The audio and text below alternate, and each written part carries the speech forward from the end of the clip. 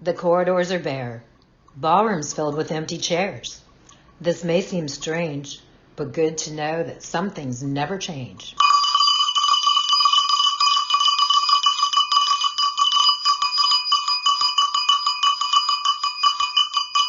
So grab a seat, kick up your feet, and let's get started.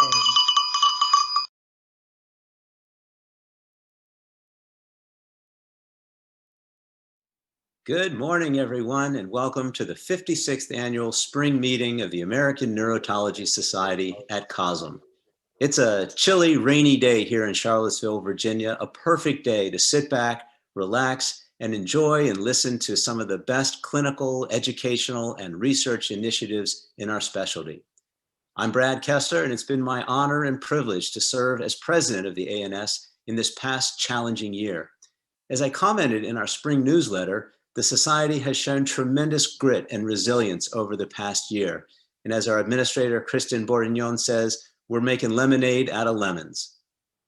I first want to thank all of our committee chairs, and especially thank the Scientific Program and Education Committee under the leadership of Howard Francis.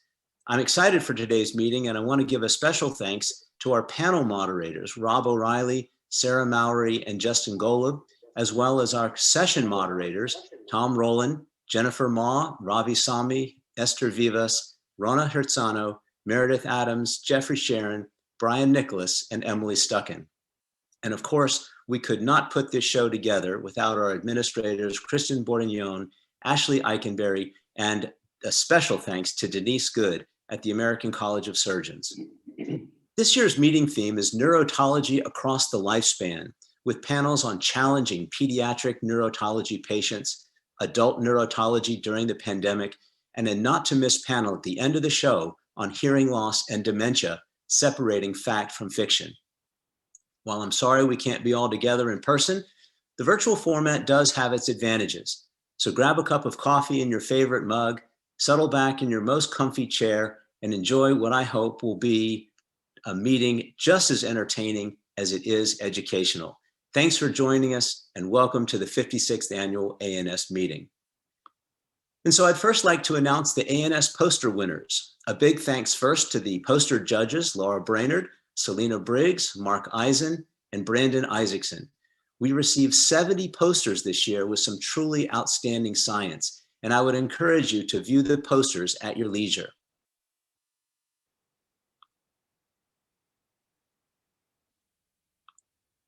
A big congratulations again to Torin Thielholm, Elizabeth Perkins, and Ankita Petro. Well done. Congratulations.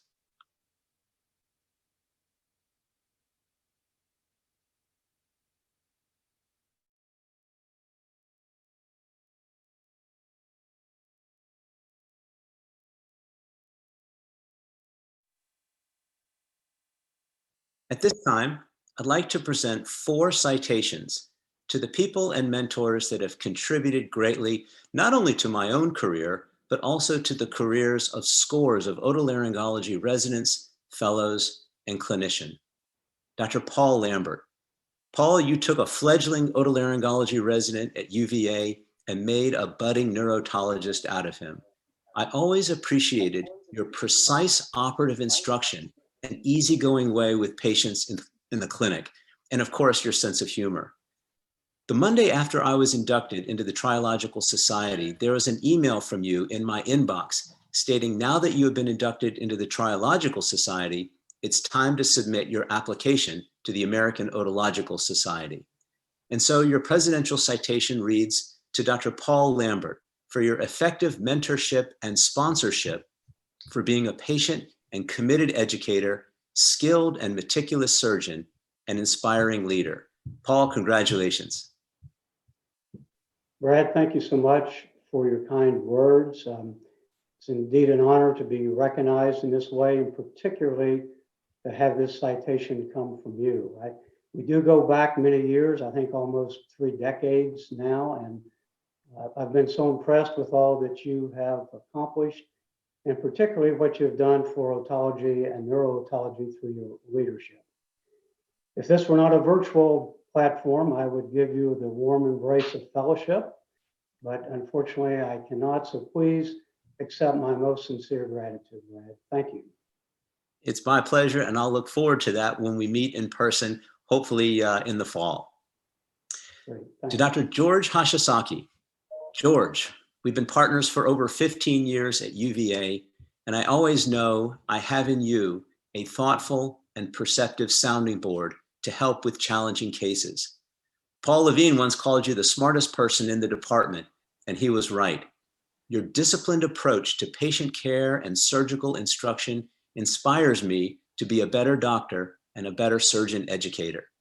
And so your citation reads to Dr. George Hashisaki for your untiring commitment and devotion to your patients and to our residents, for being the consummate surgeon educator and a gracious and humble partner in academic medicine.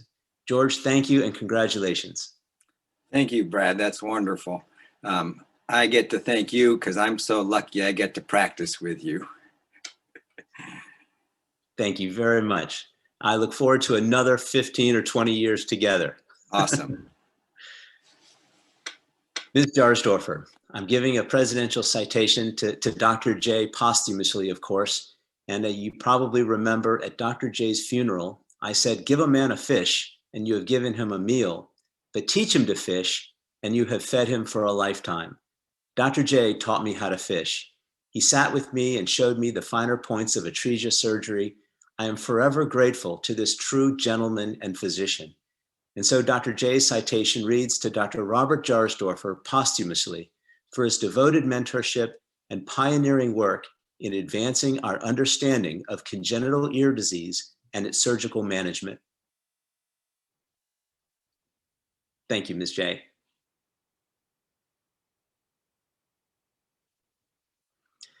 And finally, Dr. Paul Levine. Maybe a fish out of water in this setting of otologists and neurotologists, but you took Dr. Clough Shelton through his first tympanoplasty when you were at Stanford. But I give you a citation because you demanded excellence of me and all of us, residents and attendings alike. I had the privilege of being both under you. You inspired us to be better doctors and surgeons than we thought we could be. You always wanted the very best for your faculty, for your residents, and for your patients. When paged in the middle of the night, I always ask myself, what would Paul do? And so your citation reads to Dr. Paul Levine for your integrity and guidance, for being our moral compass, and for your unceasing dedication and loyalty to the faculty and residents of the University of Virginia Department of Otolaryngology, Head and Neck Surgery. Paul, thank you and congratulations. Well, thank you, Brad. It's indeed an honor. I must say this, of any of the honors I've gotten, this is the first one from an otologic society, so I will, and coming from you makes it very special. I hate to argue with the president, but I have to correct you in that once I became chairman, George was the second smartest person in the department. Have a wonderful meeting, everyone. And your sense of humor always rings true. Thank you very much, Paul. And so at this time, I would like to present the Noel Cohen Award for significant contribution in neurotology. I'd first like to express my gratitude to the Cohen family, whose bequest established this this award in honor of Noel Cohen, a pioneer neurotologist whose lasting legacy continues in the realm of vestibular schwannoma management and cochlear, and especially cochlear implantation. Many thanks to the Cohen family. So this year's Noel Cohen awardee is the consummate triple threat. But if you know him, he's not at all a threat, but a true leader, a visionary, and an inspired and inspiring academic otologist neurotologist, a true role model for all of us. Raised in Waterville, Maine, he stayed in the Northeast for college at Brandeis University and medical school at Boston University, where he graduated magna cum laude. He headed west, young man, to do his internship and residency at the University of California Hospital, San Francisco, and a fellowship at the House Ear Clinic in Los Angeles. He returned to UCSF, where he rose to the rank of professor of otolaryngology and neurosurgery, eventually taking the vice chair and interim chair positions. you haven't already guessed, in 2003, Dr. Rob Jackler was named the Sewell Professor and Chair of the Department of Otolaryngology, Head and Neck Surgery at Stanford University, where he has served in that capacity for the last 18 years. He has taken a division of otolaryngology at Stanford with 6 full-time faculty and no extramural funding to a full-fledged department with 50 faculty members and a research budget of over $12 million. His vast contributions to our specialty span the clinical, research, and educational domains. He's published 4 books, including the Bible of our specialty, Neurotology, with Dr. Darrell Brackman. He's worked closely over many years with medical illustrator Chris Grelap to create some of the finest, clearest, and most detailed anatomical and surgical illustrations of our specialty. He's authored over 200 peer-reviewed manuscripts and over 40 book chapters. He served our specialty on numerous editorial boards for several of the top-ranking journals, rising to editor-in-chief of our flagship journal, Otology Neurotology, from 1995 to 2006. He's been inducted into the Edinburgh and London Royal College of Surgeons. He's been the guest of honor at the Indian and Japanese Otological Societies and the North American Skull-Base Society. His commitment to the ANS is unparalleled, where he served as president in 2004-05 and delivered the William House Lecture in 2007 and the William Hitzelberger Lecture on the Future of Otology in 2018. I'm not sure there's anyone who has delivered both the House and the Hitzelberger Lectures. But that lecture in 2018, I had the pleasure of attending, Rob. It was an inspiring, hopeful, and fascinating review of hearing technology and basic advances in our field. Of special note is Dr. Jackler's fascination with the history of otology and otolaryngology, and more specifically in tobacco advertising. He created a research group, the Stanford Research Group into the Impact of Tobacco Advertising, where he and his collaborators have compiled a digital repository of tobacco advertising to support research efforts. With over 60,000 tobacco advertisements, I mean, it gives you an idea of the influence of the tobacco companies in our country. This compendium now resides in the archives of the National Museum of American History at the Smithsonian Institution. I'll close my presentation with Dr. Jackler's own words about our future and his department's future. This is Dr. Jackler speaking.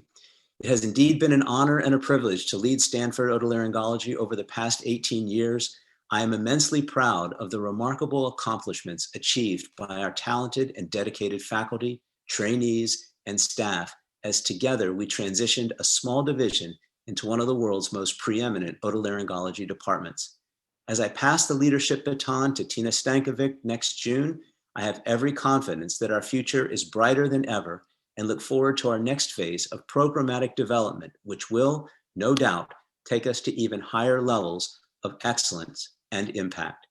Rob, I can think of no better recipient of this award that celebrates outstanding and significant contributions to neurotology. Congratulations.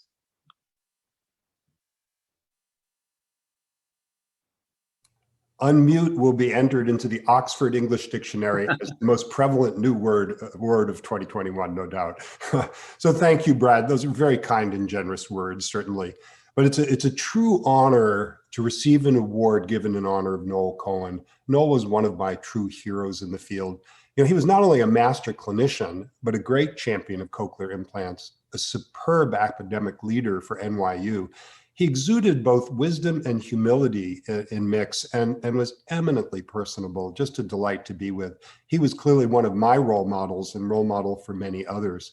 I've always been immensely grateful that I chose neurotology as a field. It presents not only a wide assortment of clinical challenges, but it entails precise and demanding surgery and is absolutely intellectually fascinating. You know, reflecting, my first ANS meeting was when I was an R2 at UCSF in 1981, 40 years ago this spring. And ANS in its present form was only 7 years old then, having been constituted in 1974, starting as the ENG study group in the mid-1960s. Neurotology as a specialty is young. In a way, we kind of grew up together.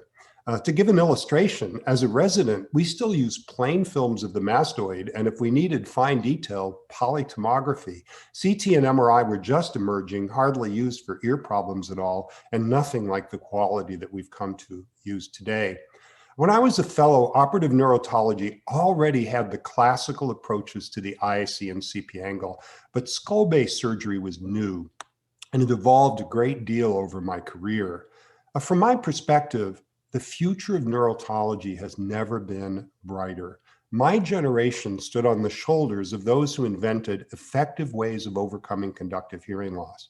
Many attending this session will witness a future during which sensory hearing loss will have become as treatable as conductive hearing loss. I envision the future of our field having a much more device-centric emphasis. The traditional stigma associated with hearing aids is fast fading. What you wear on your ear is becoming a badge of technological prowess rather than a mark of infirmity. And hearing aids are rapidly transitioning into multifunctional devices in a connected ecosystem of wearable digital technology. There'll be portals for information, they'll translate languages, measure activity, identify risks for falling, and continuously monitor a wide array of biometric data in a location much more reflective of brain function than the wrist, for example. You know, when wearing an earpiece becomes a ubiquitous consumer electronic device, we simply program into it accommodation for hearing loss for those who need it. It will be a game changer. As otologists, neurotologists, we own the interface for such systems, and there are great opportunities for inventions going forward. Now, as a trainee, I benefited greatly from superb mentors, especially at the House Ear Institute in the days when Bill and Howard House were still active, and Darrell Brackman was a fairly young buck, but already an exceptional surgical role model. You know, following in my mentor's footsteps, after 4 years on the UCSF faculty, I started the Neurotology Fellowship in 1989, 32 years ago. The highest honor a teacher can have is to be surpassed by his trainees, and there are many examples among them. Some are my Stanford colleagues. I'm immensely proud of our fellows. They're amongst the thought leaders of our field, and I have learned a lot from them. So thank you, Brad. Rob, thank you. This award is most deserved. You are most deserving of this award, and we hope that all of your efforts in research will continue even as you step down as chair at Stanford. So congratulations again. Thank you.